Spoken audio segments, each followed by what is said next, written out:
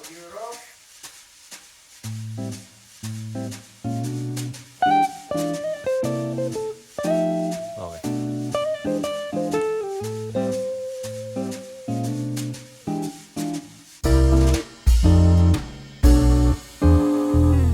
Halo teman-teman, saya sering kali ditanya di sosmed.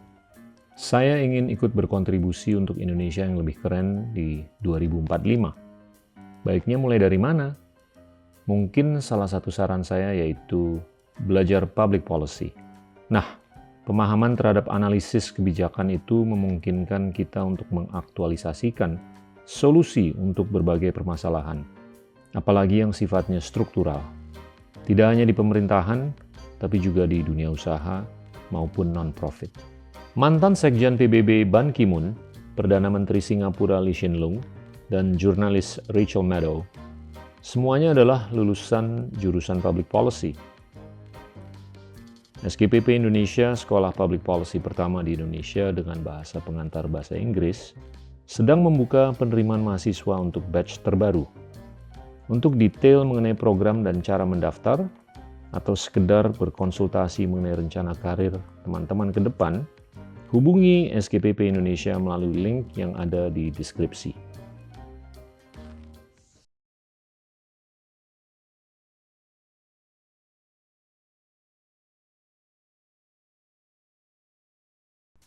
Kita seringkali ngobrol atau mendengar mengenai bagaimana percakapan di sosmed itu sudah semakin terpolarisasi dengan adanya echo chamber yang paling kiri dan paling kanan. Saya beberapa kali mengatakan mengenai hipotesa saya bahwa polarisasi percakapan itu sangat berkorelasi dengan bagaimana kita melihat semakin sulitnya negara itu melakukan multilateralisasi. Sehingga tentunya semakin sulit kita melakukan multilateralisasi atau membina kerjasama dengan mancanegara, semakin kita terjebak untuk hanya bisa melakukan hubungan kerjasama dengan satu negara aja, atau bahkan paling banter dengan beberapa negara yang dinamakan plurilateralisasi.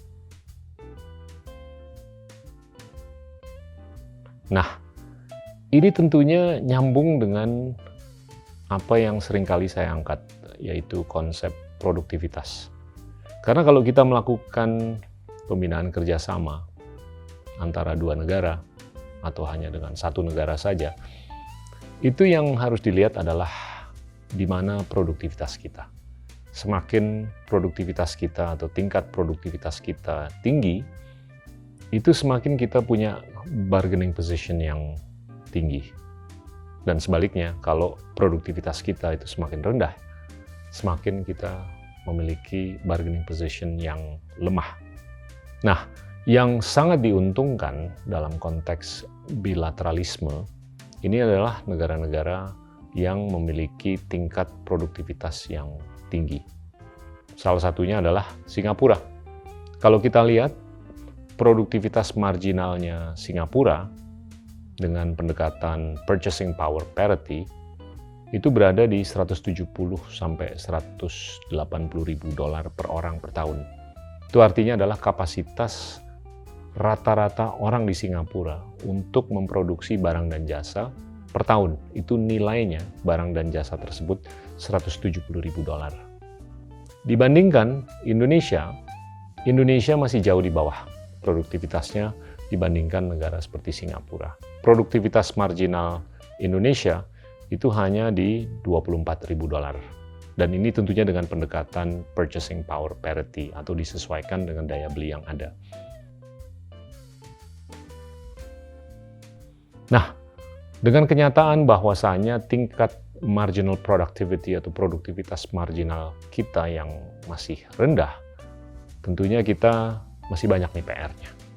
Tapi tentunya kita juga harus menyadari bahwasanya produktivitas marginal di suatu negara itu nyambung dengan sejauh mana, secepat apa, atau selamban apa, atau sedekat apa kita baru melakukan pembangunan beberapa hal. Yang pertama tentunya infrastruktur. Semakin infrastrukturnya itu tersedia, semakin itu bisa menurunkan biaya logistik, biaya transportasi, biaya apapun untuk mentransportasikan barang dan jasa, sehingga semakin kita bisa meningkatkan produktivitas. Yang kedua tentunya adalah inklusi keuangan. Semakin masyarakat luas di suatu negara itu masuk dalam bungkusan inklusi keuangan, semakin mereka itu memiliki akses ke modal. Dan semakin mereka memiliki akses ke modal, tentunya semakin suku bunga itu rendah. Dan yang ketiga tentunya adalah pendidikan. Semakin masyarakat luas di suatu negara itu memiliki pendidikan, semakin mereka bisa melakukan training dan peningkatan sumber daya manusia agar mereka bisa memproduksi barang dan jasa dengan efisiensi dan efektivitas yang lebih tinggi, sehingga tentunya produktivitas itu semakin tinggi. Tentunya ini adalah beberapa contoh atau metrik yang berkorelasi dengan bagaimana kita itu melihat produktivitas marginal kita itu apakah masih rendah atau sudah cukup tinggi. Nah, ke depan kita tentunya untuk meningkatkan produktivitas atau produktivitas marginal, yang paling dibutuhkan itu adalah duit atau fulus atau modal. Karena hanya dengan modal kita bisa meningkatkan kualitas pendidikan, hanya dengan modal kita bisa meningkatkan kuantitas dan kualitas infrastruktur, hanya dengan modal kita bisa meningkatkan inklusi keuangan, dan bukan hanya inklusi keuangan, tapi juga akses ke modal yang lebih besar agar mereka bisa melakukan hal-hal yang jauh lebih konstruktif dibandingkan sebelumnya. Nah, kalau kita kupas lagi dalam konteks permodalan, permodalan itu bisa datang dari dalam negeri dan juga bisa datang dari luar negeri. Kalau modal yang datang dari dalam negeri itu berkorelasi dengan uang beredar yang ada di suatu perekonomian. Kita harus menyadari bahwasanya uang beredar di Indonesia itu relatif masih kurang. Itu sebagai rasio terhadap ekonomi di Indonesia, uang beredar tuh masih di bawah 50%. Ini jauh di bawah rasio uang beredar terhadap PDB yang ada di negara-negara maju. Di Singapura, rasio uang beredar terhadap ekonominya itu mungkin di atas 125%. Di negara-negara maju lainnya seperti Amerika Serikat, Uni Eropa, Inggris, Tiongkok, Jepang, dan lain-lain, rasio uang beredar terhadap PDB mereka masing-masing itu berkisar antara 150-250%. Nah, tentunya kalau kita mau tergantung hanya dengan permodalan atau penanaman modal dalam negeri, kita harus memikirkan rasio uang beredar terhadap ekonomi kita, bagaimana itu harus bisa ditingkatkan dari 45% menjadi angka atau persentase yang jauh lebih tinggi.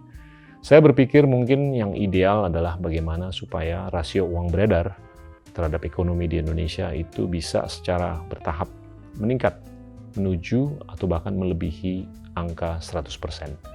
Ini perlu kerja keras. Tapi selama kita melakukan hal seperti itu, kita juga bisa melirik ke penanaman modal luar negeri atau penanaman modal asing. Nah, kalau kita lihat penanaman modal asing atau yang seringkali disebut FDI atau Foreign Direct Investment, itu kita harus melirik rasio FDI per orang per tahun yang ada di Indonesia. Jadinya angka FDI per orang per tahun di Indonesia itu hanya kurang lebih $100 setiap tahun. Nah, itu nggak kurang dari angka yang kita lihat di negara-negara tetangga lainnya di Asia Tenggara seperti Thailand dan Filipina. Jadinya FDI per orang per tahun di Indonesia itu nggak beda dengan apa yang kita lihat di Filipina dan Thailand, yaitu di sekitar $100. Itu adalah kapasitas setiap orang di Indonesia untuk mendatangkan foreign direct investment atau penanaman modal asing dari luar setiap tahun per orang. Tapi angka ini jauh di bawah angka yang kita lihat di Singapura. Singapura itu FDI per orang per tahunnya itu berkisar antara 16.000 sampai 19.000 dolar. Ini fantastis. Ini seringkali saya sebut FDI yang terjadi di Singapura ini sangat anomali. Ya bisa dibilang juga Singapura tuh mungkin LeBron James-nya untuk bisa mendatangkan FDI atau penanaman modal asing. Apa sih yang membedakan Singapura dari kita semua? Apakah kita, Filipina, ataupun Thailand? Bahkan kalau kita bandingkan Singapura dengan Malaysia dan Vietnam, mereka tuh jauh di atas Malaysia dan Vietnam. Malaysia dan Vietnam itu kisaran untuk FDI per orang per tahunnya itu antara 150 sampai 300 dolar saja. Nah, yang membedakan Singapura adalah banyak. Tapi mungkin satu hal yang perlu kita perhatikan adalah mereka tuh sangat mengedepankan talenta yang global. Untuk mereka bisa menarik talenta dari seluruh dunia dan mereka memastikan bahwa Singapura itu adalah tempat yang sejuk untuk talenta-talenta dari Singapura dan dari seluruh dunia untuk bisa bekerja di situ. Sehingga mereka tentunya bisa, satu, meningkatkan produktivitas, dua, menunjukkan profesionalisme, dan tiga, bisa menarik modal dari luar. Metrik yang kedua adalah penegakan hukum. Ini penting sekali. Kita bisa melihat bahwasanya Singapura itu cukup dekat dengan dunia barat, juga cukup dekat dengan Tiongkok, tapi dalam beberapa dekade terakhir mungkin bisa dibilang lebih dekat dengan dunia barat, tapi mereka bisa mendatangkan modal dari seluruh dunia, khususnya dari dunia barat dan dari Tiongkok. Ini mungkin dikarenakan pihak-pihak luar itu melihat Singapura itu sebagai destinasi modal yang bisa dipertanggungjawabkan dan bisa mempertanggungjawabkan dirinya. Dan yang kedua, Singapura itu penegakan hukumnya itu jelas sekali. Nah, mungkin kalau kita mau belajar dari Singapura, itu ada beberapa hal yang dipetik untuk bagaimana kita, satu, bisa meningkatkan penanaman modal dari dalam negeri dan dari luar negeri. Dan yang kedua, bagaimana kita kalau sudah bisa mendatangkan modal, kita bisa meningkatkan produktivitas.